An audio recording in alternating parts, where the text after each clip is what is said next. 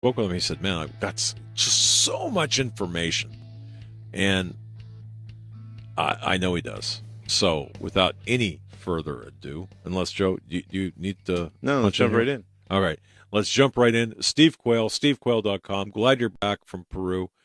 Take it, my brother. Well, thank you. By the way, is Tim on with us now, or is he coming on in another half hour? No, Todd's bringing him on right now. He'll be with us from now until 9:30. Yeah, it's going to be a minute, though. Okay.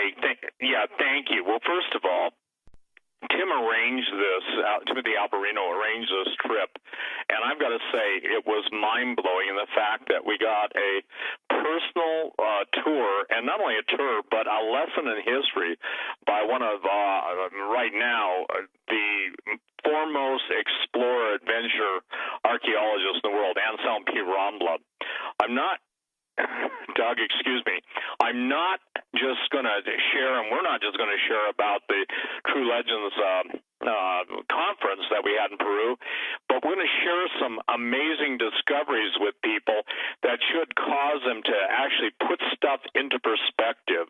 Richard Sauter and others have talked about the underground tunnel systems. I've talked about it, especially the correlation between wherever you have a known well-developed or very legendary tunnel system, there's either a military base, there's either a church, monastery, convent, or something over it to control the entrance to it. So we were fortunate to go into the Coricancha, which is one of the largest churches in Cusco, Peru, that is literally the entranceway into the Chincana, which is the underground tunnel system, all the way to Sacsayhuama. Now, why Sacsayhuama is so important, that's probably the most pronounced megalithic, or what we would call Cyclopean architecture site in the world. But in tracking this thing, we also found out that it appears to be the largest stargate in the world. So just as Mount Graham and the Lucifer telescope have been under Vatican control, looking to the skies and obviously looking for something that they know is coming, the control of the Chincana, the tunnel system that leads to Sacsayhuaman and beyond, and if you look at the celestial coordinates, it's mind-boggling. No one but someone with a heavenly, if you will, viewpoint, I'm not talking godly, but I'm talking about something that came to earth, could have laid it out more correctly. So what we were privileged to see, and I'm going to put this, I'm not going to put it, but I'm going to have my guy put it up on the website, so you'll see it tomorrow. The picture literally of Anselm P. Rambla and Timothy Alberino standing in front of an altar in the Coricancha, and that's spelled Coricancha, with literally the door that Anselm was given permission to go in searching for the Coricancha, searching for the Chincana, and basically, Doug, when Tim comes on, I will have him go into greater detail. I'll deal with some stuff in the end. Steve, Tim is on. Be on with us. Okay. Tim is so on. yeah, I'm gonna yield to him. Tim, I just basically laid out Anselm, and I'm gonna post a picture of you and he standing in front of that altar thing where he showed us the floor. So, by the way, good job on the entire tour, and I think it's important that we share with people just some of the revelations that came out of it. So do you want to take it from there? Because again, you're only on for an hour, I'm on for 90 minutes, so I want to let you speak until you need a break. Sure. Thank you. Good evening, gentlemen. We had a fantastic trip out in Cusco, and one of the most astounding revelations that we received hanging out with Anselm P. Rambla, the renowned Spanish explorer, and some of the guys from his team, Boa Cruz, some of the guys that are actually on his team in Cusco were with us, and he showed us some of the work he's been doing over the last decade or so, and much of that work concerns Sacsayhuaman. Sacsayhuaman is a megalithic fortress. Well, it's really not a fortress, but it's what is referred to as a fortress. Many of the mainstream archaeologists claim that Sacsayhuaman was built as a citadel by Pachacutec, the Incan king. But there is not a single archaeologist that I've spoke with in Peru who will who will say privately that the Inca had anything to do with the building of Sacsayhuaman or the other megaliths in Peru for that matter. They have no idea who built the walls of Sacsayhuaman. They know that the Inca could not have done it. These are private conversations I've had with both archaeologists, anthropologists, historians, and men from other scientific disciplines in Peru, and these are Peruvian gentlemen. And they privately will tell you, publicly they'll say, and in their dissertations and in their papers, publicly they'll say that the Sacsayhuaman and all the other megaliths in Peru were built by the Inca. But privately, they'll say, no way, there's no way the Inca could build them. And they'll usually they'll espouse the ancient aliens doctrine when talking about the walls of Sacsayhuaman. So it was very interesting to get the perspective of a man, Anselm P. Ramla, who actually did excavations at Sacsayhuaman and in other places, because most people who study the walls have never actually been privileged to dig into the soil around the walls. First of all, the fortress of Sacsayhuaman, what you see above ground, and what you see above ground is extremely impressive. But what you see above ground is only 15% of the entire complex, 15 to 20%. That means that 80% of Sacsayhuaman is still beneath the soils that were deposited, in our opinion, during the Great Flood. In fact, it's basically it looks as if it's sitting on a mountain, but it's not. It's an entire megalithic complex under the ground. In other words, 80% of that complex is buried under the ground, and Anselm was able to verify this with his excavations. But what was really intriguing, and I guess what the bottom line is here concerning Sacsayhuaman, is that Anselm has determined through his investigations, and he shared this with us in Cusco, that Sacsayhuaman is in fact a stargate, and the largest stargate on Earth. And that's why, part of the reason why Cusco has been called for so long and for so many reasons the navel of the world. Now, what's important to understand about Sacsayhuaman is, again, not just what you can see today, what's still existent today, because there's only 15 to 20% of the wall is exposed today, and much of that wall has been disassembled at the higher levels, was disassembled by the Spaniards who used it to build their churches and other edifices that you find in the city of Cusco. But it's what's below that complex that is so important. And what's below Sacsayhuaman is a vast network of underground tunnels and caverns, both artificial and naturally occurring. And it's basically an entrance, and Steve, I don't think that this is far-fetched to say, it's basically an entrance into the underworld beneath Sacsayhuaman. And connecting to Sacsayhuaman, there is, from the Coricancha was the primary temple of the Inca.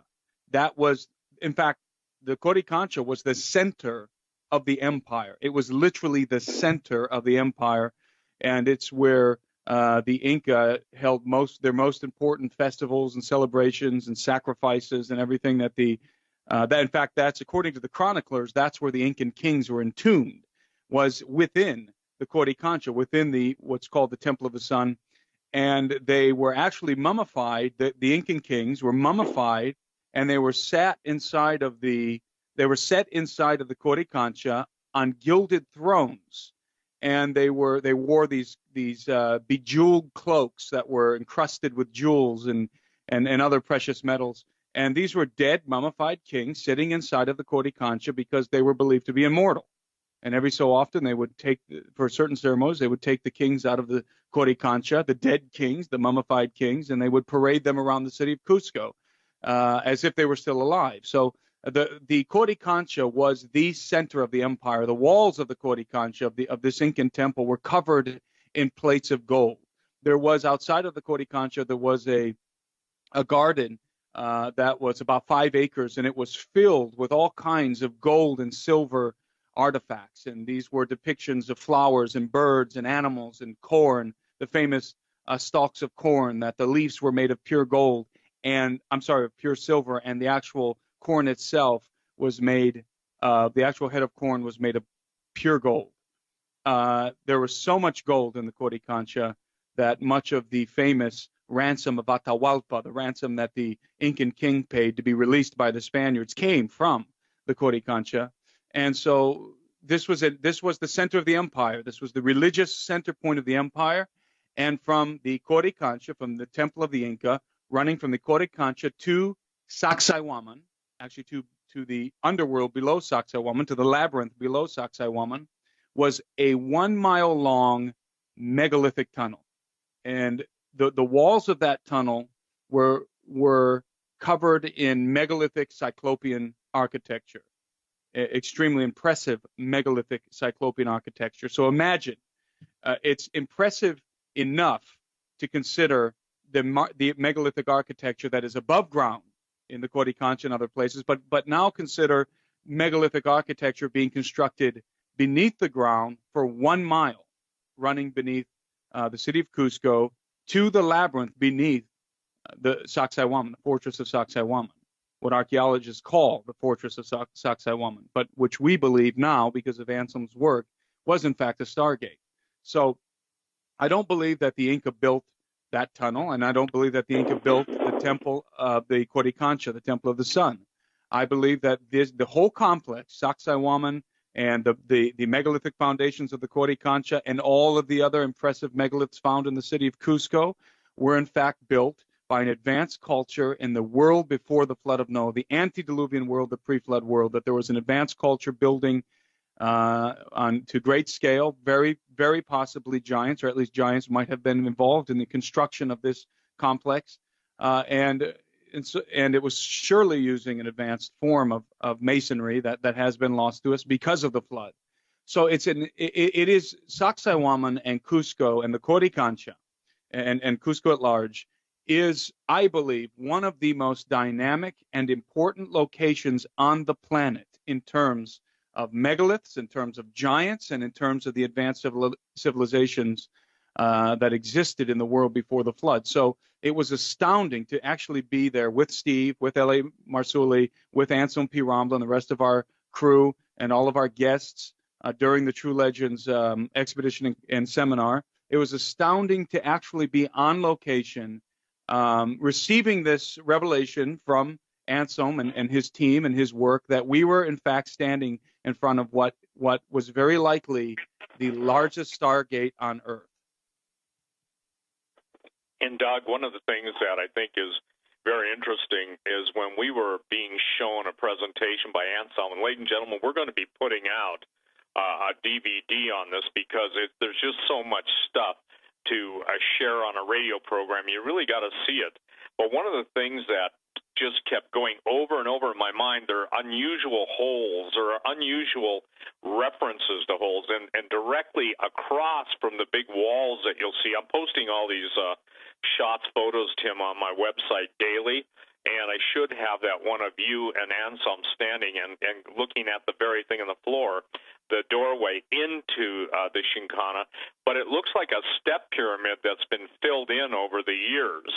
And what's fascinating about this is it's kind of like this. Imagine, if you will, a giant coliseum, circular. The field area is circular, and or actually more oval-like. And imagine that the sounds that everyone's hearing around the world are preemptory. Now, some may be fake, some may be generated, but at some point, something opens and will open this. And I won't say this for sure, but I've been praying, Doug, Joe, and Tim, about this. Is this truly the entrance to the bottomless pit that opens up? If it is the navel of civilization, it was called that. I think Tim's got or was on YouTube, it may be on my site, linkable still. There's a reason why all of the references to harmonic levitation, for those of you that ever bought my book, True Legends, obviously that's the name of the series. Go to the back of the book, literally the back cover, and you'll see a giant, if you will, Incan or Mayan levitating rocks by using a strange system of basically acoustic levitation. This is not New Age. It is not Spiritism. It is not mysticism. It's the same principle in which UFOs and other unidentified flying objects and reverse-engineered flying objects work doing by generating electrogravity. Electrogravitics. There we go. And what else is really important is this. Tim and I in L.A. met with Brian Forrester. He's convinced these things are giant machines, and with good reason. Now, obviously, to get a feel for this, we're going to be reconstructing this with one of the, I think, the premier concept artists in the world. And if you've seen Holocaust of Giants, many of the stills, the motion graphics in there were done by our artists.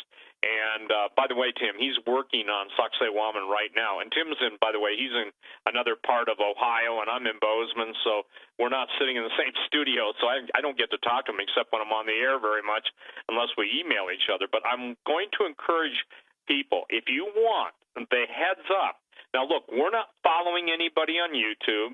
We're not stealing anybody's stuff, although, you know, our stuff, Doug, is stolen and printed, and thank God, Rhonda, bless you for finding all these pirates. But the thing is that I'm telling you this, there was such a sense of awe that we're not looking at old history. We're previewing one of the most important contemporary events yet to come. And by the grace of God and through his mercy, I'm telling you, we're absolutely on the cusp of multiple revelations breaking out all over the world, and the powers that be, Doug, will not be able to contain it. It's amazing, man. It's amazing. Yeah. So again, here's the thing, ladies and gentlemen, you need to get a copy of our, DVD series. This isn't a pitch, but we've got to take you from where we left off in the Holocaust of Giants to what we're talking about, because, again, it is so important. The Unholy See has to be the most important, I'd say, DVD until the Holocaust of Giants came out. And, Doug, it seems like God is giving us precept upon precept, revelation upon revelation. And, look, we pray about this stuff. We had a miracle. And, Tim, I want you to explain, number one, we also have a propensity getting in trouble. So we were in the Coricancha, and, you could tell that Rome's finest were there. I'm not making fun of any Catholics. I'm talking about their intelligence service, because they did not want us to film. Fortunately, God had arranged for the same prior, what is it, Tim, Father Gamara, what was he when he gave Anselm the right to dig there? What do you call the head guy? He was the prior. The prior refers to the head, to the head Dominican at that particular cathedral. Yeah. Now listen to this. Now I'm just going to say this, and you take it from here. We were told that Father Gamara, the head prior, former guy that had given Anselm permission, wasn't in there. He wasn't to be found. And that was by the guy wearing, probably, my guess, $2,000 suit, probably a $500 tie, earpieces, and I know the difference between head spooks and little spooks. This guy was a head spook. So, Tim, take it from there. I mean, we're Anselm. Go ahead. Well, we had unprecedented access to the Coricancha, but specifically to the Cathedral of Santo Domingo, which is connected to the Coricancha, actually sitting on top of it. And the whole area, the convent, the cathedral, the Coricancha itself, is all now owned by the Vatican, specifically by the Dominican Order, and has been since right after the conquest of the city of Cusco by Francisco Pizarro. So, it is strictly forbidden to film inside of any Catholic church in Peru, especially inside of the Church of Santo Domingo. And so we went the first time we went, and we filmed for the Unholy See. We had to do it undercover. This time we had a group of about 40 people. Everybody had cameras and cell phones. We had our professional camera crew and our professional cameras and tripods and all the paraphernalia of a camera crew. And we walked in with Anselm P. Ramla and began to film. And Anselm began to take us around the church and show us everywhere he excavated inside the church, primarily where he excavated and discovered where he had gone down into the Chincana in 1982, and then where he came back in the year 2000 to actually do a professional excavation to open the Chincana. And if you've seen our second film, you know exactly what we're talking about. So he showed us exactly where he was, what he was doing, and we were able to stand there with Anselm and film the whole thing. And it was absolutely fascinating because there's no way you can walk in with a group of 40 people and cameras without having somebody like Anselm P. Ramla with you. And so we filmed for a while, and then finally some of the security guys showed up and wanted us to turn the cameras off. But Anselm was speaking with great authority because he knew all of the Dominicans at the time, and in 2000, many of whom were still there, and he was demanding to see Father Gamara, who was a good friend of his, who was the head of the Dominican order in Cusco during the time in which he was doing his excavation. So we were able to film a whole lot. It was fascinating, and I know those who were on the trip agreed that it was absolutely fascinating, and those who were on this trip got to be a part of something that will never happen again. I mean, it was unprecedented access with Anselm P. Ramla. And then to top it all off, these guys told Anselm that Father Gamara was no longer around. He wasn't in the city of Cusco anymore, and that he couldn't be contacted. And they lied right to his face because after a while, Anselm finally, I don't even think they told him anything. We agreed to turn the cameras off after we had filmed everything we wanted to film. We walked out of the Church of Santo Domingo, and we walked next door, which is still part of the church property, the Coricancha, which was the interior of the Coricancha. We walked in with our camera crew, which you don't just walk into the Coricancha with a camera crew either, but we did. And during the course of our filming, Father Gamara shows up, and Father Gamara at this point in time, I think is 70-some years old, and I think he's in his mid to late 70s, and he shows up in his Dominican robe. And Anselm hadn't seen Father Gamara for I think 15 years, and so it was this amazing reunion. It was a very heartwarming, emotional reunion between Anselm P. Ramla and Father Gamara, and they embraced, and Father Gamara welcomed us and told us and Anselm told us that Father Gamara was the reason why excavations were ever even begun and had ever begun in the Coricancha in the first place. And it's true, Father Gamara opened the door. Father Gamara, unlike many of the other agents of Rome in Cusco, wanted the truth concerning the Coricancha to be known. Now, let me explain something. The knowledge of the Coricancha was only passed down by the Dominicans from prior to prior. In other words, from head Dominican to head Dominican. The lay Dominicans, the Dominican priests were not privy to the information concerning the Shinkana. Only the head Dominican, the prior, had access to the library. Him and a few others, and the knowledge of the Shinkana was passed down from prior to prior. So, in other words, when a new head Dominican was appointed and brought into the Church of Santo Domingo, the previous prior, the prior that was handing off the scepter of authority, if you will, would brief the incoming head priest concerning the Shinkana, and it's important for everybody to know that the Shinkana, according to traditional history, according to conventional history, conventional archaeology, the Shinkana and the underground world beneath Cusco is a myth. It's a wives' tale. It's a legend. There's nothing true about it, and it's a conspiracy theory. But Anselm P. Ramla proved back in 2000 that in fact it was not a myth. It was real, and you have to understand the implications of the Shinkana being real.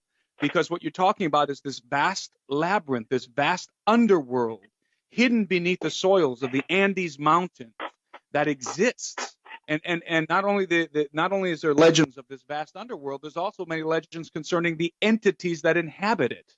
So it's a massive. The implications are absolutely massive concerning the Shinkana. So there we are, standing in the Church of Santo Domingo with Anselm P. Ramla embracing his old friend Father Gamara. And Father Gamara looks at the camera. He looks right at the camera, and he makes this statement, which is historic. I mean, we witnessed history being made in the Coricancha. He looked at the camera and he said, "The Shinkana is here," and he pointed down.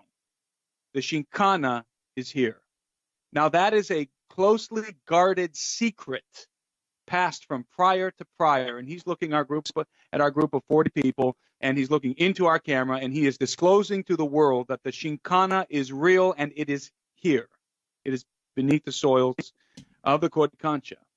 And that's an explosive statement because, again, of the implications associated with it. Now, remember, there are the term Shinkana in general refers to the underworld beneath the Andes. Now, that's tunnels, that's caverns. Some of those tunnels are artificially occurring. Some of those tunnels are naturally occurring. But it's the massive labyrinth beneath the Andes Mountains, and specifically, there's a tunnel that goes from the Coricancha to beneath Sacsayhuaman. That's the one that the priors have known about. In fact, and Tim, Anselm P. Rambla has had... Tim, hold that thought. We're up against the break. Folks, we're talking with Tim Alberino and Steve Quayle, both back from a trip in Peru. And fascinating what you just laid out, Tim, the misdirections, the lies that you guys were given, and then to find exactly what you were looking for and be told what you already believed to be true by the man who would know best. We're going to pick up right where we left off on the other side. Folks, you're listening to this edition of the Hagman Report. Don't go anywhere.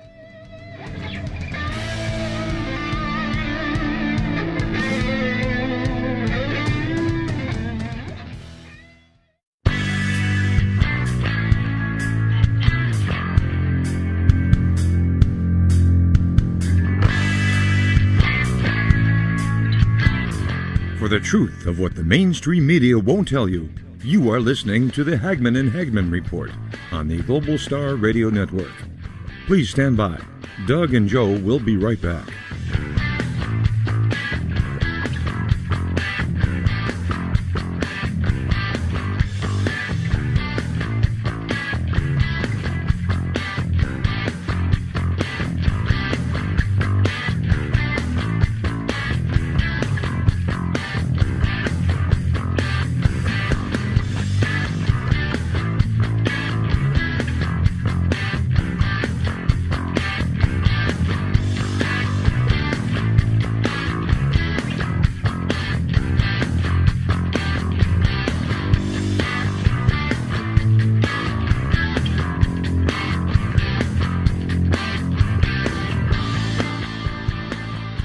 Listening to the Hagman and Hagman Report, streaming live on the Global Star Radio Network.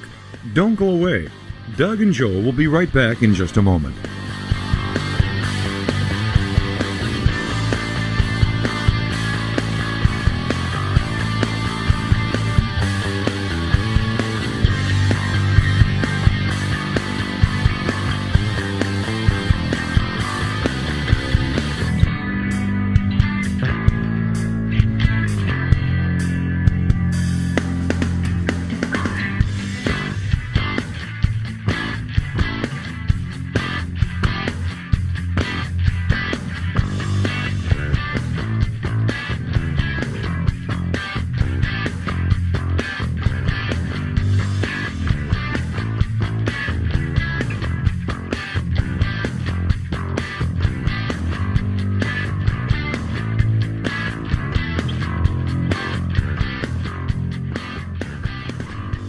You are listening to the Hagman and Hagman Report on the Global Star Radio Network.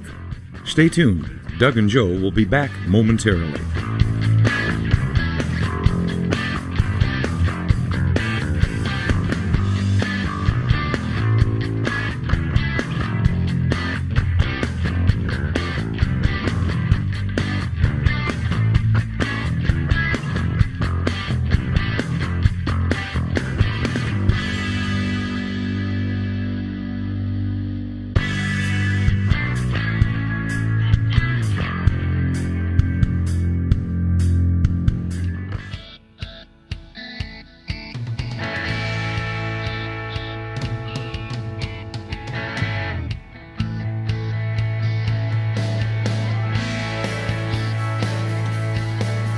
And welcome back to the Hagman and Hagman Report. Doug Hagman, Joe Hagman, together we are the Hagman Report, America's premier father-son investigative reporting team. Our guests, Steve Quayle, stevequayle.com, and Tim Alberino, just back from Peru. Very interesting program indeed. Bob Griswold, contact him at Ready Made Resources. Can't even keep my coffee from spilling. ReadyMadeResources.com. That's ReadyMadeResources.com. He's got a special right now, a communication special. He's offering 2 BF F8 HP UHF VHF ham radio kits. This is a special offer. 2 of the radios, 2 throat mics, 2 antennas, and it goes on and on and on. Go to ReadyMadeResources.com. Click on, now you click on outdoor, right? And then go to communications equipment, and you'll see it in the product description right there.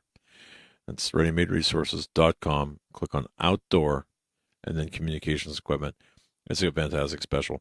And if you have any questions whatsoever, the live chat is online, or give them a call. Simply that. Give them a call at 800-627-3809. Let's get back to Steve Quayle and Tim Alberino. Steve, I'm going to kick it over to you, sir. Well, as Tim was saying, I don't know if I can effectively stress the importance of this. We were flat out lied to, and lied to our face. And this Father Gamara being able to meet Anselm was a pretty moving thing. I actually have photos, Tim. Tim hasn't seen the 1,000 photos I took, literally, not of just this event. But you could see 2 incredible men embracing each other, and they were both weeping because, again, this man, Father Gamara, who was the head prior, was removed from office because somebody got really nervous. And so, Doug, here's what I want to get people to understand. We're undertaking, and but this is no understatement, and it's because of the grace of God. You know, He chooses the foolish things to confound the wise. We're taking on the biggest subject, i.e. giants, i.e. stargates, i.e. core reality, and you know, if it wasn't for the people that buy our DVDs, we couldn't do this because it takes a lot of money. And, I mean, a lot of money, and you know, to run film teams all over the world. I want people to go to Legends, plural, the series.com, because they can watch the Holocaust of Giants on Vimeo. They can stream it. They can stream it as many times as they want. The same thing for the Unholy Sea. And right now, what is unfolding, and I shared this 24 years ago on talk radio, I said one of the biggest wars in history that's going to come is going to become within the Catholic Church between the traditional Catholics and between the desire of the Luciferians or the anti-Pope forces to overthrow all religious traditions of historic Catholicism. I'm not praising it. I'm just saying, you know, 24 years ago, man, they thought I had 4 eyes instead of 3. But the point is that what we're undertaking literally, and we relish your prayers, and we're undertaking some of the most unbelievable. You know, I've talked to a lot of people, some very wealthy, and I pray that God touches their hearts to get behind this, because we're out there, and Tim and the film crew lays their life on the line. This is not being melodramatic, but what just transpired in Cusco, Peru last week and was witnessed, I think I understand now, Tim, the conference. No one can ever say that was made up. The biggest lie in the world, one of the biggest lies in the world, is uncovered. And the reason they want to cover the lie or lie and cover up the tunnels is because they lead all over the world. Now, let me share this, how it ties into Antarctica. For literally myth and legends of legendary times, there's always been associated this vast underground tunnel system that runs worldwide. Even Greg Evenson and some of his military contacts, remember when I think I was on your show and they were talking about some of these things broke free and were in the tunnels headed to South America? Now, I don't have any current updates, but I will tell you this, that something is going to trigger. A form of energy is going to be released. I'm not talking metaphysical. I'm talking literal energy, maybe unknown to us at this time. I don't know if it's a cosmic ray bombardment or whatever, that's going to trigger the opening of Sacsayhuaman. And if you notice all the stories coming out about these energy waveforms coming from Antarctica, they're headed right towards the coast of South America. A lot of it heads towards the west coast of South America. But I have another interesting revelation. I've been praying about this, and Tim, you and I even haven't talked about this. when Cain slew Abel, the scripture records that righteous Abel's blood cried out. Now, we know that there have actually been studies done on the frequency of blood. And literally, in Genesis chapter 4, it goes into amazing detail about that and why this is critical. And let me just read this real quick. And he said, this is God speaking to Abel after he has slain Cain. And he said, "What hast thou done? The voice of thy brother's blood crieth unto me from the ground. And now thou art cursed from the earth, which has opened her mouth to receive thy brother's blood from thy hand. When thou tillest the ground, it shall not henceforth yield unto thee her strength. A fugitive and a vagabond shalt thou be in the earth." Okay? The idea here, though, is basically verse 10, "The brother's blood crieth out unto me from the ground." Now, Tim did a great job of explaining. One thing that people forget is this was one of the most ruthless and bloody civilizations in the world. And I can't calculate it because I don't know the frequency of blood drawing, but imagine, Tim, if all of the ritual sacrifices, obviously because of the blood, cannibalism, etc., but imagine the combined frequency of that. In essence, I'm suggesting that their legends told them that it was specific forms of sound that would literally open the ground. So, again, I haven't even gone further than that. Doug, you'll find this interesting. I was praying before I went on the radio. I said, "Lord, show me something I've never seen before." And for the record, I've never thought that thought before. Tim? Well, I find that quite provocative, that thought, because it seems to me, having studied the Incan Empire and the fall of the Incan Empire, which is an incredible read. If you ever want to read something if you ever want to read a true historical account that's better than any movie you've ever seen, read the fall of the Incan Empire. Read the invasion of the Spaniards, the whole story, the whole historical account as detailed by the chroniclers concerning the invasion of Peru and the fall of the Incan Empire. It's absolutely fascinating. But it seems to me that the coming of the Spaniards was it seems it was divine providence. And I don't mean in the sense that they believed. It wasn't a divine they weren't divinely mandated by the Holy Catholic Church, by the Vatican and the Crown of Spain to go and take over the land of Peru, to take the land of Peru from the Incans and subdue the Incan people. But I believe that you talked about the blood crying out. I believe that the Incan Empire had descended to such a degree of bloodlust and bloodletting and paganism that the hour for their destruction had come, that the cup was full and it was time for their destruction. And if you read the historical account of the fall of the Incan Empire, you'll see what I mean, because it was just absolutely mind-blowing the way that the Inca, this great, massive, the largest empire on earth at the time, how it just crumbled to pieces, how it fell in a domino effect, one thing leading to another, and the empire was literally captured by 168 conquistadors. And we're talking about an empire that could field 200,000 soldiers, fell to 168 conquistadors. And it's just a bizarre story, fascinating story. So I do believe that you're onto something there, Steve, that their cup had run over, that the transgression of the Inca was complete, and the hour had come for their demise. And I'll go further, and I'll say this, that the Inca had among them a priest order, a secret society of priests almost, and these were called the Almautas, and the Almautas were the great teachers, the wise men of the Inca. They were the keepers of the knowledge, and among them were the Quipucamayus, which were the keepers of quipus, the only form of communication, written or encoded communication, that the Inca possessed.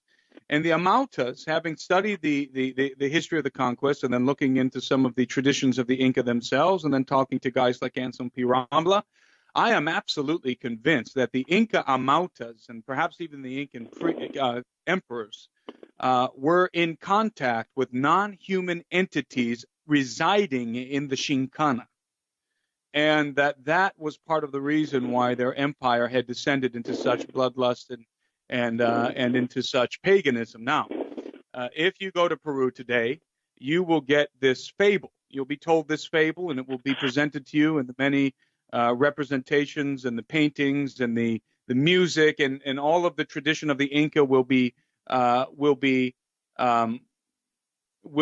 seem to be benevolent. That this was a wonderful, highly advanced, loving culture that just wanted peace and tranquility and so forth. That couldn't be further from the truth.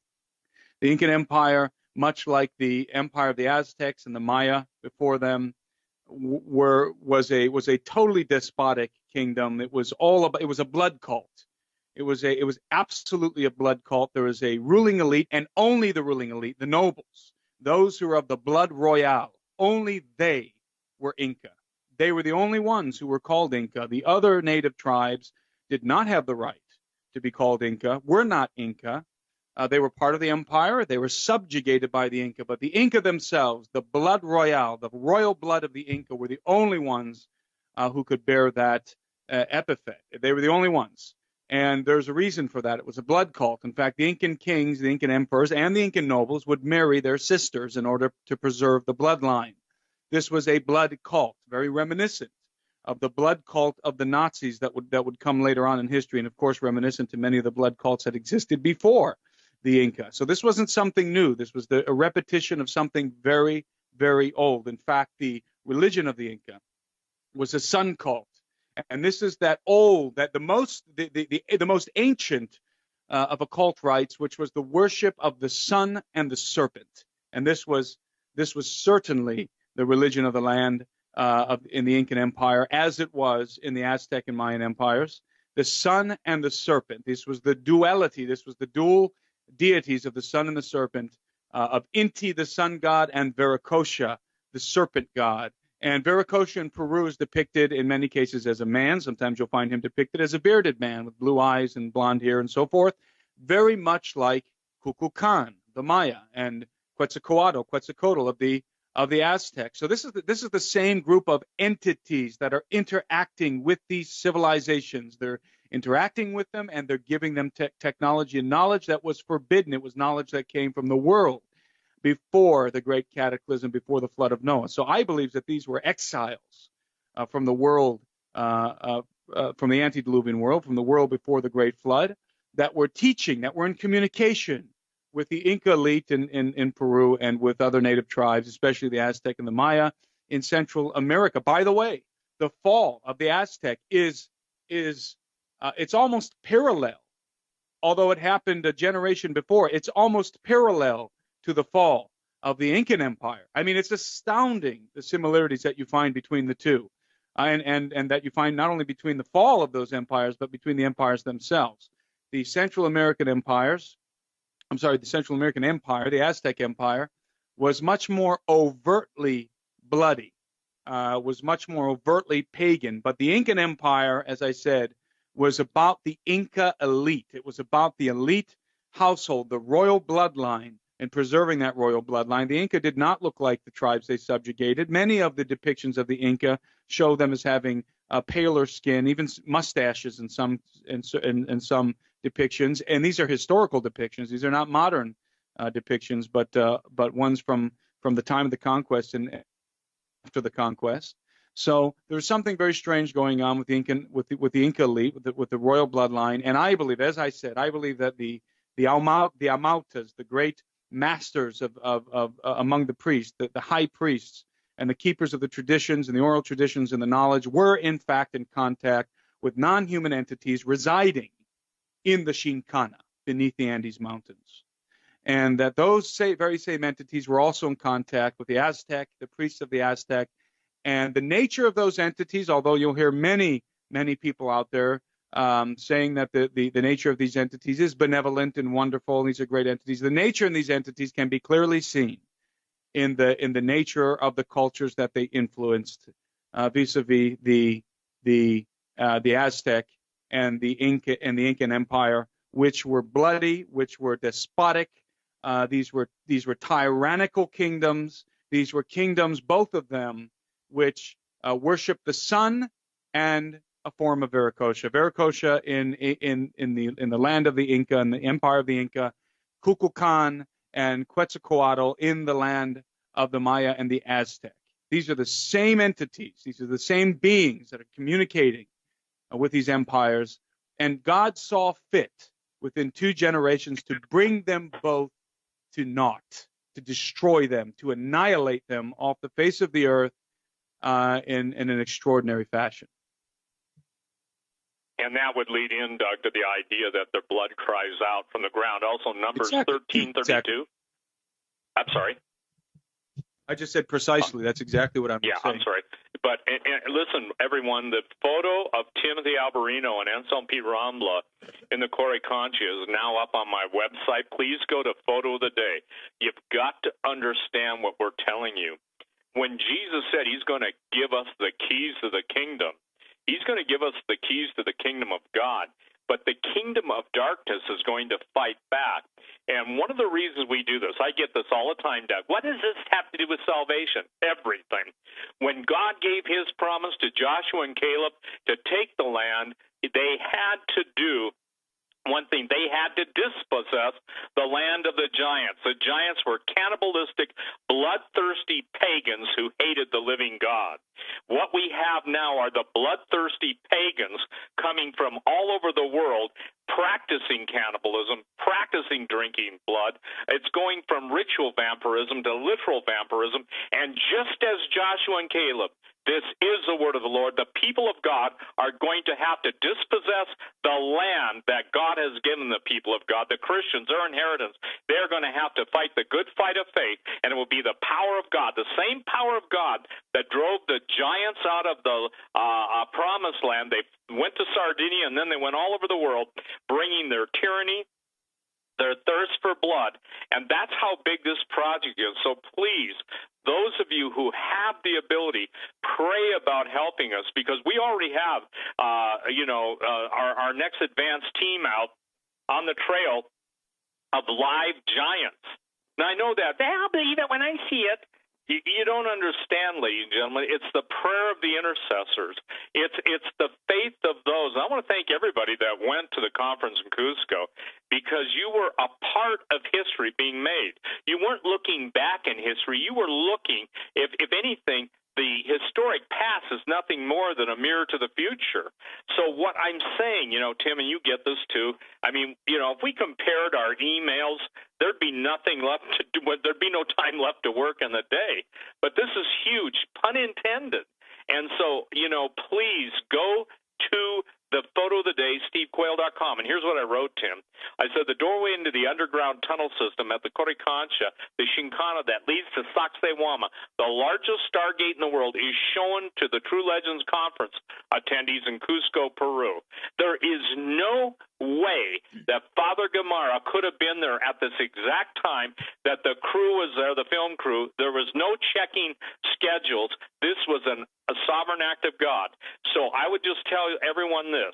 We are presenting by the grace of God, and I want to thank you for your intercession for Timothy Alberino, for myself, and for those of us who are involved in this. Anybody who's ever bought a DVD of ours, thank you. Anybody who's ever bought a book, True Legends, thank you. And I want everyone to go on TrueLegendsTheSeries.com.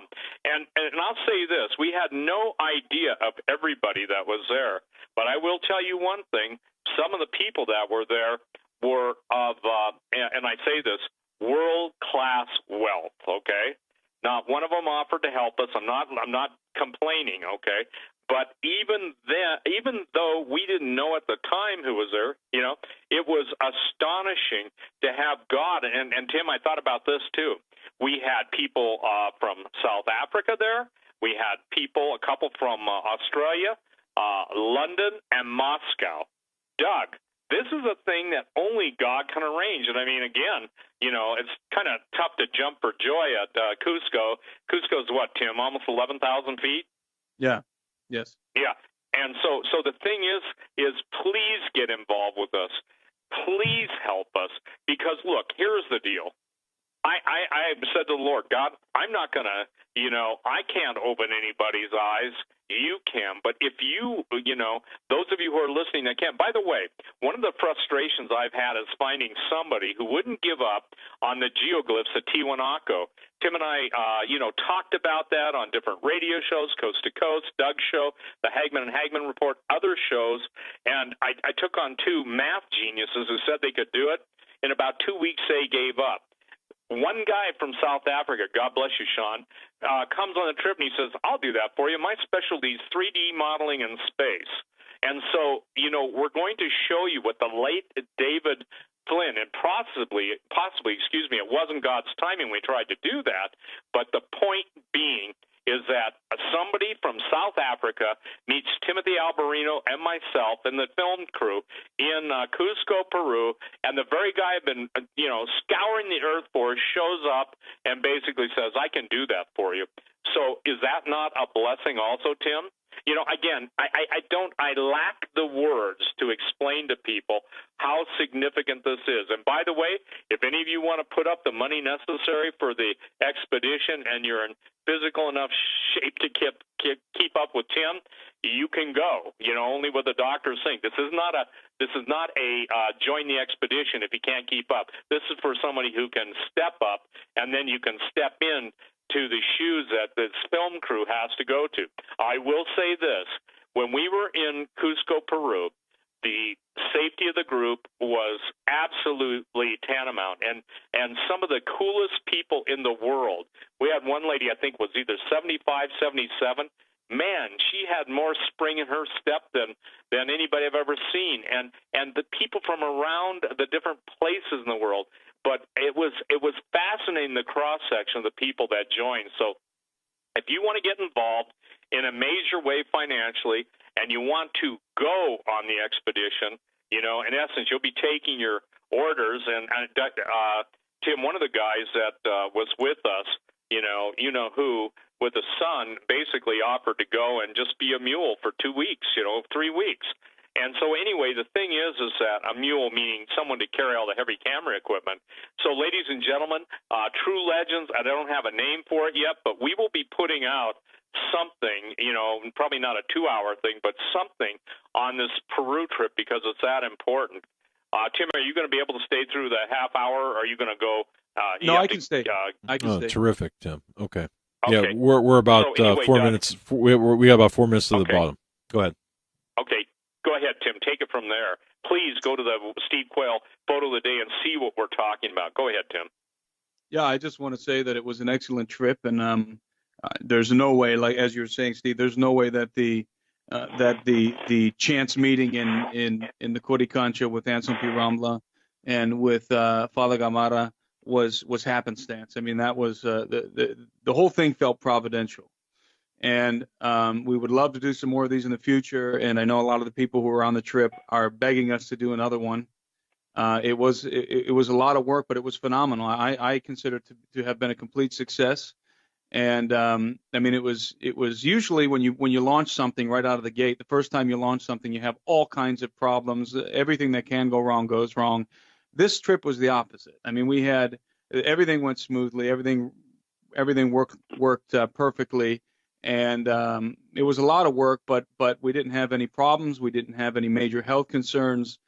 It was just a wonderful time to get to know all of those people, some of whom I'm sure are listening tonight. We had a great time. We had an amazing group of people, and from all walks of life. In fact, Anselm P. Rambla was commenting to me over and over, especially at the end of the trip, how impressed he was with our audience, how impressed he was with the group of people that had assembled in Cusco. He was moved. He was deeply moved by. He said he kept telling me that this doesn't feel like a group of strangers. This feels like a family, and so it was very. It left a very good impression on Anselm P. Rambla, who knows all kinds of people from all over the world, and for a guy like that to be impressed with our small group, that was really a great compliment, not only to me and Steve, but to our audience at large, and specifically that audience that we had with us, that group that we had with us in Cusco. So We are considering doing some more of these, and so I encourage you to keep tracking with us, because as soon as we put one together, we'll announce it here on the Hagman and Hagman program. And this is these are trips that are unforgettable, and I think that this one certainly was, and the future ones that will be coming are I believe are going to be just as dynamic. Fantastic. And I just got to say this, Doug, that literally the most exciting thing I've ever done, and it took something like this to get me out of the country, and I mean that in a glorious way, because I would have missed out in what I believe is, pun intended, a key moment in history, and I thank God that Tim is persistent.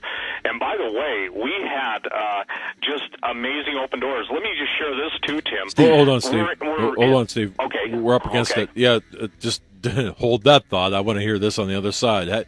You're listening to the Hagman Report. Steve Quayle and Tim Alberino, just back from Peru. Stay right where you're at.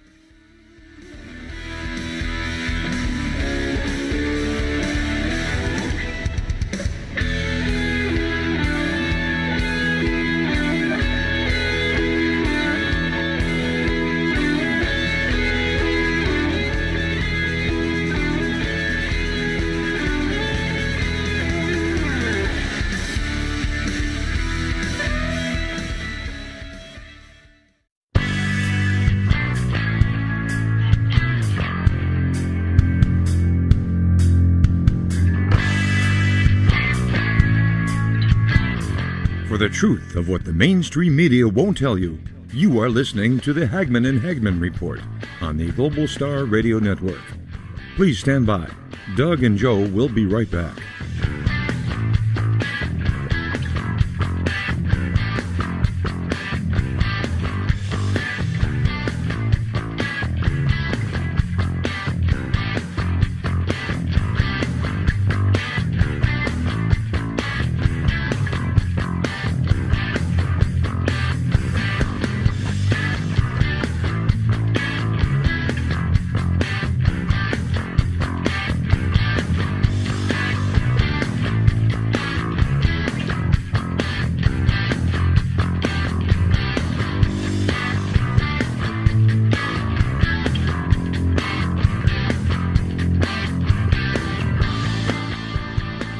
You are listening to the Hagman and Hagman Report, streaming live on the Global Star Radio Network.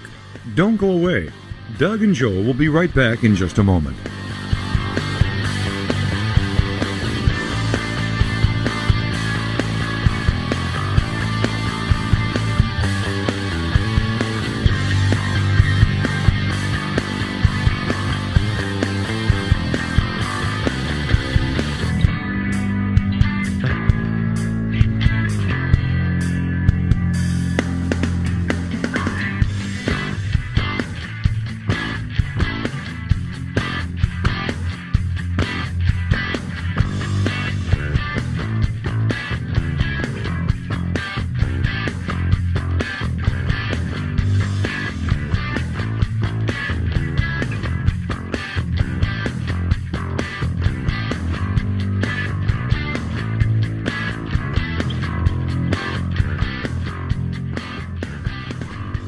You are listening to the Hagman and Hagman Report on the Global Star Radio Network.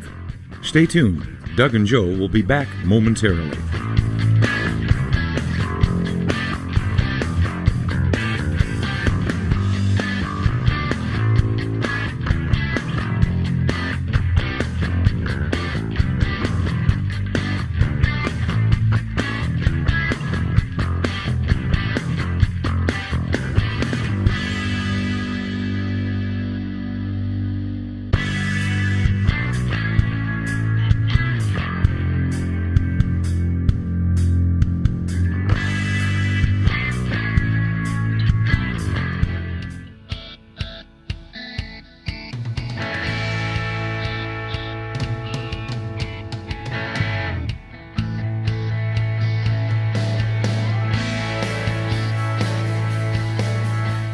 And welcome back, ladies and gentlemen, to our final segment on this edition of the Hagman and Hagman Report. Our guests are Steve Quayle from stevequayle.com and Timothy Alberino, They both just returned from their trip to Peru.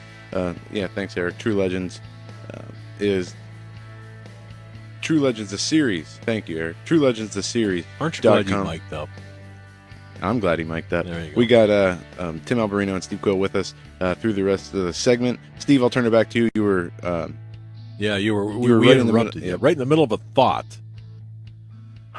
Well, again, when we were in Agua Calientes, and again, Tim, that's the best I can do. I learned like words in Spanish from Tim, and it was funny trying to see me and Anselm P. Rambla talk, and I was drawing pictures in the air and everything, and fortunately, he understands, excuse me, Doug, English better than, I speak any Spanish, none at all.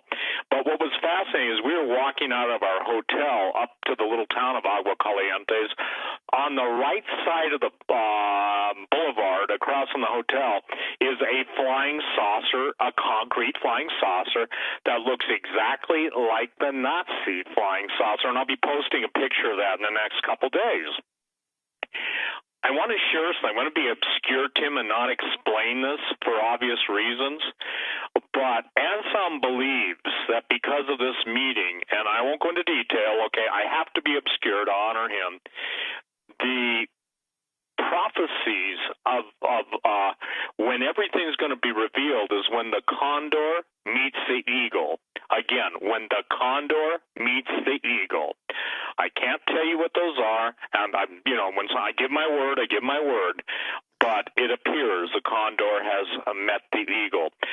Tim, do you want to take it from there? I mean, go wherever you want. By the way, the antipode for Cusco, Peru, good night, watch me murder this name, but is in La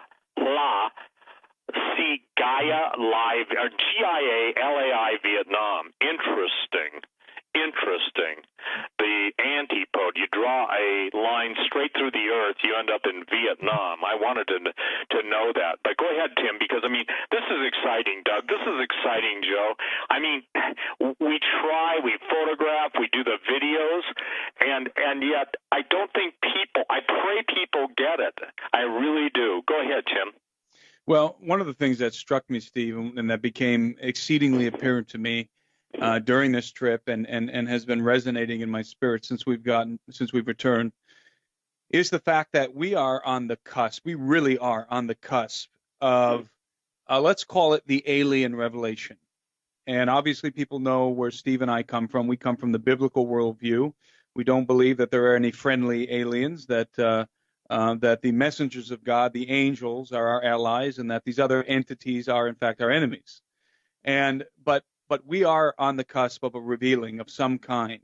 And I believe that we're going to be getting on the earth into some trouble, some major trouble worldwide, whether it be some kind of a nuclear threat or something, something that would threaten the entire earth, that would terrorize the entire earth, and then they appear to save us.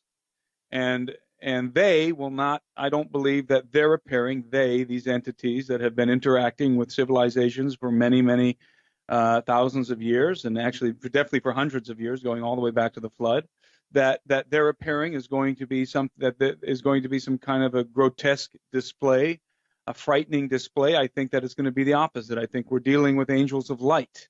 And when I say that, I mean masquerading as angels of light, entities that are masquerading as angels of light. That brings to mind a fabulous book on alien abductions by a woman named Carla Turner, who wrote a book called Masquerade of Angels, which is, I encourage people to read that book, Masquerade of Angels by Carla Turner, which really does address with what I'm saying right now, that there is going to be a masquerade of angels very soon. And these beings are going to present themselves as benevolent, as the saviors of mankind. They may even claim to be followers of Jesus Christ. And we are very close to this revealing, to this revelation. I believe that there are different factions of entities on the earth interacting with the human race and have been for some time. I believe that the United States government is even now and has been for a while interacting with non-human entities, even coming to even that we have even struck a Faustian agreement, a Faustian bargain with alien entities for technology. And there are different factions out there. Some of them, I believe, some of the most important and powerful ones are living beneath the Andes Mountains in the Shinkana. And these are the things that have become apparent to me. I mean, these were in my mind before, but having gone to Cusco and seeing the things I saw and talking to the people I spoke with, it has become, in my mind, an undeniable reality. And it is a prescient reality. It is something that in the very near future, I believe, is going to literally come up onto the scene. The Vatican, the hierarchy of the Vatican, and when I say the hierarchy of the Vatican, I'm referring to the Luciferian hierarchy within the Vatican. I have no question in my mind, are already in contact and have been for quite some time with a non-human race. So not only are the governments of the earth communicating behind the scenes with non-human entities, these are non-human entities that are the enemies of humanity. These are not our friends, but it's a masquerade of angels. And ultimately, the revealing of these creatures, the revealing of these entities, is going to lead to a deception, a great deception, and will snowball into a persecution of the body of Christ. And I believe we're very close to this happening. And I always knew that it was on the radar, and I didn't know when. Would it occur in my lifetime and the lifetime of my children? I'm now convinced it will occur in my lifetime, or if not in my lifetime, directly in the lifetime of my children. In other words, in the next generation. But I'm convinced it's going to happen in my lifetime. And I have a very strong sense that that's the reason why God has raised up Gen 6 Productions, that Steve and I have come together, and that we're doing this work because God is giving. God is preparing people with information that is going to help them prepare themselves for a deception, the likes of which the earth has never before seen, which is soon to come upon the earth. And again, pun intended, soon to come up on the earth. And the further we go along here, and I think Steve, you would agree, the more the underworld is coming into focus. It's always what's under the ground, always what's under the ground. And that's something that Steve told me before we even began going around the world, was always be looking for not what's above ground, but what's hidden under the ground. And man, I can tell you that there never has a truer statement been spoken. I mean, that is absolutely true everywhere we go around the world. The power players of the earth, the Vatican and the Smithsonian Institution and the other entities out there are concealing. Not only are they concealing artifacts, they're concealing contact with entities in the underworld. And the gates of hell at some point in time, I believe in the near future, are going to open. And it's the first thing that's going to happen is a great deception. It's going to breed a deception the likes of which the earth has never seen. So this is the underlying reality that I have been stricken with over the last few weeks, being in Peru, being in Cusco. I mean, it was palpable. It was palpable, and it was all coming together and making sense. Even Steve, when you were just talking about the blood crying out, and as you were saying that, I was just thinking about the conquest of the Incan Empire and how it seemed as if the cup was running over, and it was time for that culture to be annihilated because they were in contact, they were being taught by entities, by foul, abominable, rebel entities, and their cultures had descended into chaos, and so the Spaniards show up, and boom, the empires fall like dominoes. And so we're in a very explosive. We're coming to a very explosive moment, and I believe that the Vatican is going to be at the center of it. I really do. All roads lead to Rome. That was the saying of our second film. It was the subtext of our second film. The Vatican knows all the secrets. All roads lead to Rome. And that is the thread. That is the narrative that we find everywhere we go around the earth. And we're not just saying that because we like to say it. Look, it costs us to say that. That's not something you can just say and not have any kind of repercussions. There are repercussions because they know that we're saying this, and it's true. And we have, as Steve said, we have some guys out there in the field in a location which we will not yet reveal. And what do you think they're telling us? What do you think the feedback that we're getting, the preliminary information that we're getting from the field in a very specific part of the earth is the churches are sitting on top of the entrances to the underworld, to the tunnels, to where the giants are moving beneath the earth and other entities.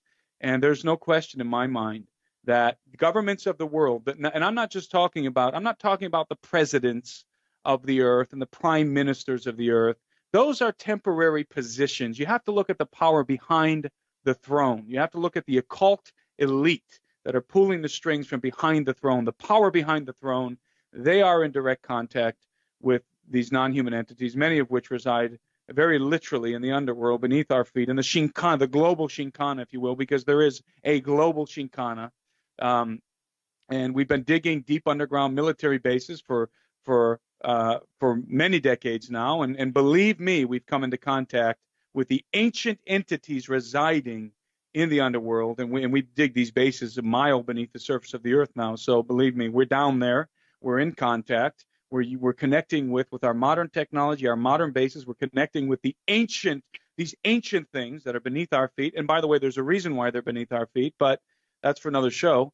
But this is core reality. This is exactly what Steve was told by his contacts. This stuff is core reality. For those of you, some of you out there are probably already making the connection that the Bagram giant, the Kandahar giant, they were in caves.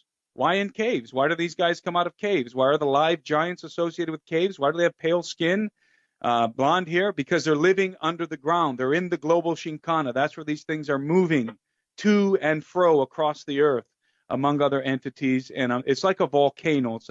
It's like the magma is beginning to build, and there's going to be an explosion on the surface pretty soon. That is the sense that I have, and I know that's the sense that Steve has. And this is core reality, and it is shocking. And it's becoming exceedingly palpable to me, and especially as we were in the navel of the world in Cusco. And Doug, I'm going to share something. There will be stuff shown, shared, and illustrated at the Gen 6 conferences, Gen 6 conference. Then, I was going to give the website. It's GENSIX conferences.com. We're about 75% sold out. But there's going to be stuff shown there that has never been shown before. One day I walked into the studio. This is a true story. And Tim had just, we were talking about stuff. We go over our plans. We lay out on a big whiteboard kind of where we're headed, what we're doing. And I think it was you that said it's time or me that said it's time. One of us said it's time. And within days of that, Anselm said, it's time. Things I've sat on for the last 4 decades are going to come out. Now, that's not a teaser because you've got to see some of this stuff. And I'm telling you what, I think if our mouths were ever shut during this trip, it was only to eat and sleep. But, ladies and gentlemen, please go to Gen 6, GENSIX conferences.com if you want to go there. And if you're interested in, people are asking me all the time, we're going to live stream. Well, obviously, we want people to see this all over the world in real time. And, we're looking into that right now. The problem is that the mansion in Branson is so huge, but it looks like because this thing is filling up, we will be doing live streaming if we get enough interest. So you can just send me an email saying live stream, yes. And because a lot of people simply can't travel due to medical conditions, a lot of people due to financial conditions, whatever it is. But I want to share something. I'm believing someone is going to really come forward and help the people that can't afford to be there. And again, I'm putting this out. Look, here's the deal, you guys. Tim is convinced he's going to see it in our lifetime. I'm 66. I'm convinced, or his lifetime, I'm convinced I'm going to see it in my lifetime based on a word of the Lord that God has given to me. Look, I'm nobody. I'm just a guy that's trying to walk out my faith and be obedient to Jesus. That's all I care about now. And I will tell you this, that a certain production company, well-known all over the world, called Tim, I'll be kind of vague, but offered him an unlimited budget I believe it may have been a trap because they wanted him to throw together an expedition to go into the most dangerous place in the world where over 125 people have died, where you couldn't even begin to put the, if you will, expedition together in 30 days. And they basically said, money's no problem, blah, blah, blah. The world has all the money that Satan gives them to deceive. And what we're just asking for is those of you who are capable. I'm not talking about widows. I'm not talking about people who are on fixed pensions. I'm talking about a living legacy in history that you can come on board with us and help us. Doug, this undertaking in which we have our advanced team out in the field now is going to be double the cost of our previous one because we've got to fly people multiple places in the world at the same time because they're related areas. And when you start doubling up on film teams, you're talking about a 21-day with double film teams, you're a double film crews, you're talking about close to 10,000 a day. And these guys don't live in the lap of luxury. One of our guys that was out in the field in the jungle got bit on the toe by a rat, and sent me a picture of his toe. And I said, good night, my brother. Do they need rabies shots, And he told me, you'll appreciate this, Tim. He had a wonderful meal of rice, eel, and maggots. I thought, yeah, I know who's eaten that kind of stuff before. That's a compliment to him, kind of in a little sordid way. But the point is, look, we got guys willing to lay their lives down, go dangerous, but we also have people that are trying to dangle the carrot. And the chief thing they want us to do, is this accurate, Tim, is compromise on the Christian stuff. Isn't that pretty much what you're told face to face? I get told that all the time. Go ahead, Tim, take it from there.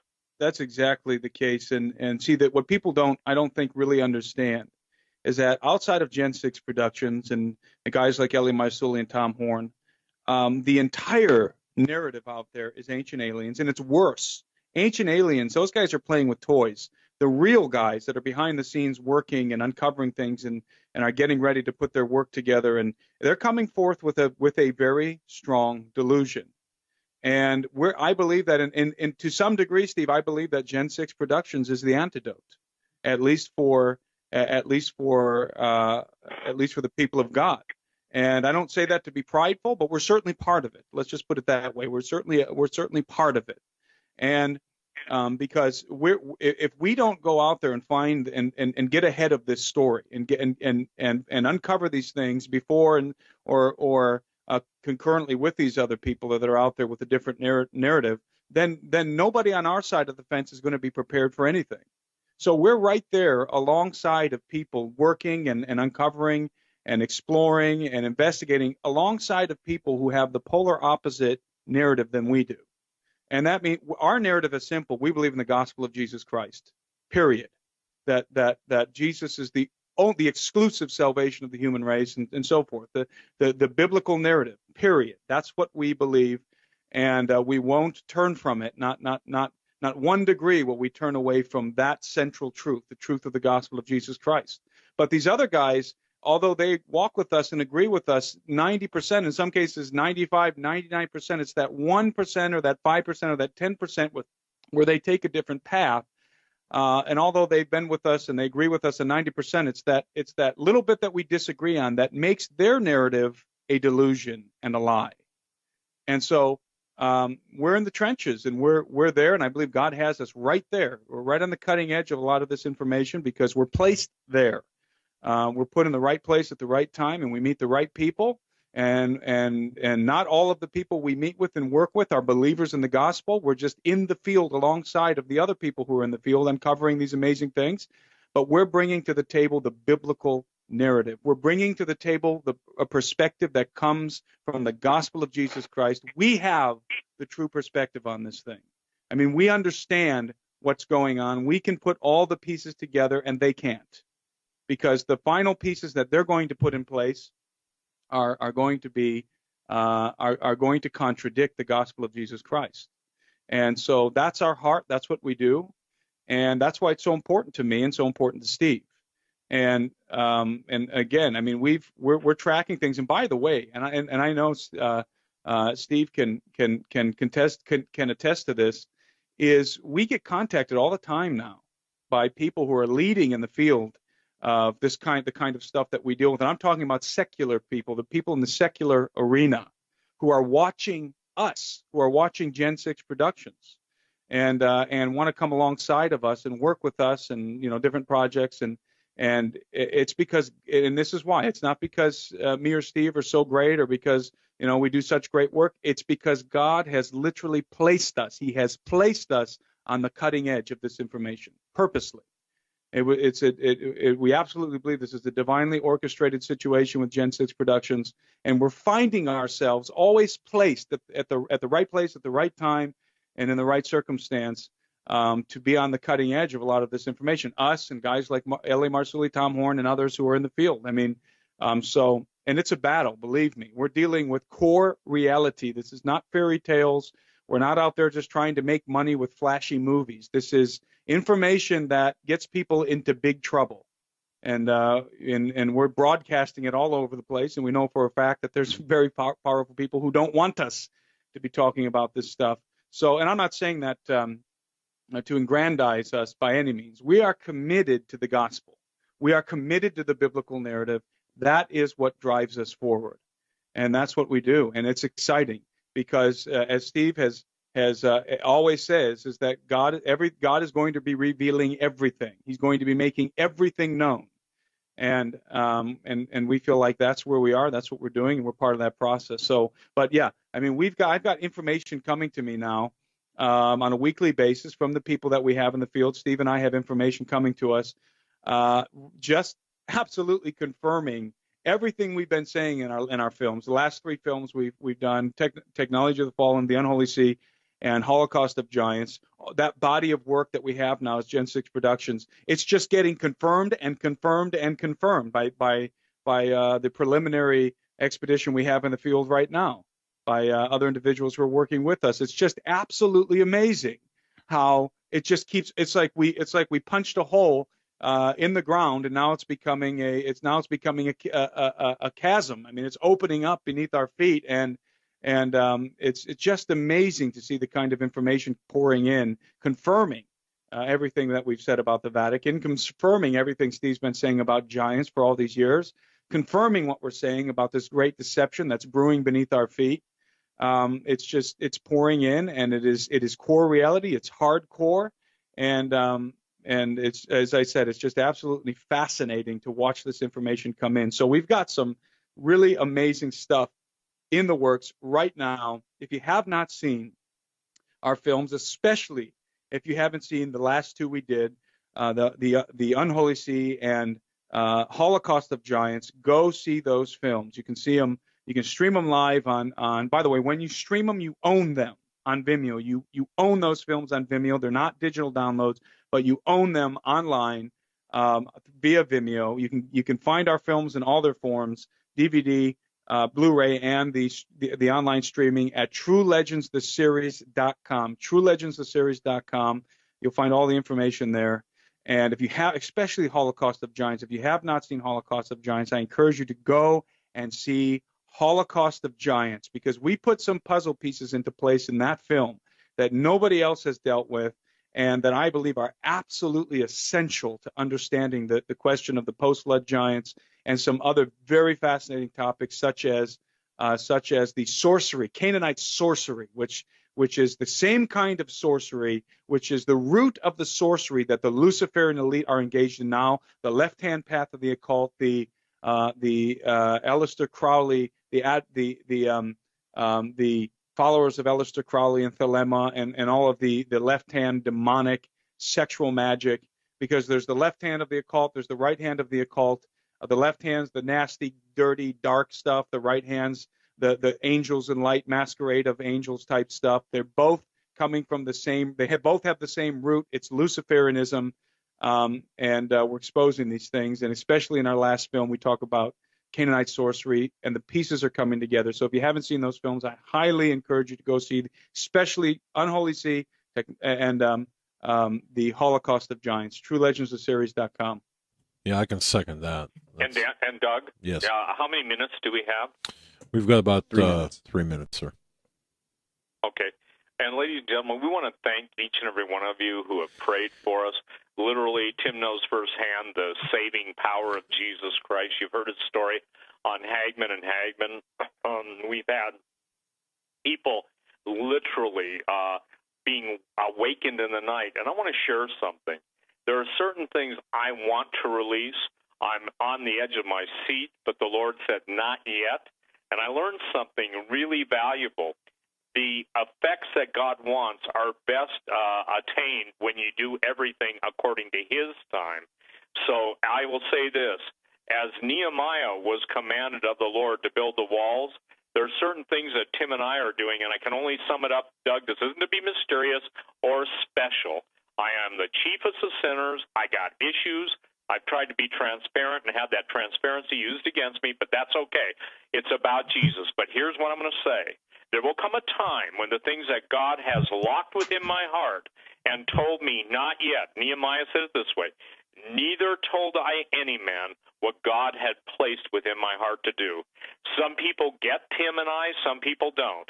If someone wants to step up to the plate in a big way to help us, and I mean someone who can afford it, look, fly into Bozeman. Tim and I will give you a briefing of what we can't say publicly, and I think you will be more than wanting to get on board because you got to leave a legacy, and leaving a lot of money to a bunch of kids that don't know what to do with it except whatever kids do with money, what I call squandered inheritance. Please, ladies and gentlemen, your works will go before you, and you have no idea, Doug. We get this all the time. Why is this important?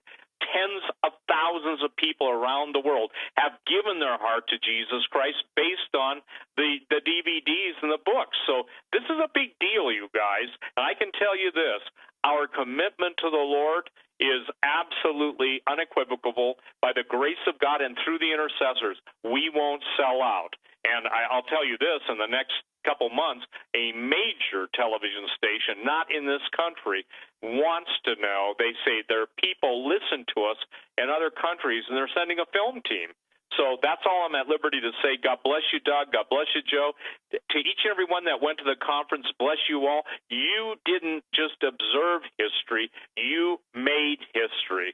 And so we'll be bringing you updates. Again, ladies and gentlemen, sign up for the conference, gen6conferences.com. There will be stuff there that you've never seen or heard before. And I believe this. This is going to say it's not only going to be mind-blowing, it's going to shake your paradigm. And then Henry Gruver and David Langford are going to bring you some of the most powerful personal ministry and revelation you've ever had in your life. We're going to give you the whole history of the world. They're going to give you a new start in the power of the Holy Ghost. Thank you, Doug. Thanks, Tim, so much. Perfect timing, gentlemen. Thank you, Steve. Tim,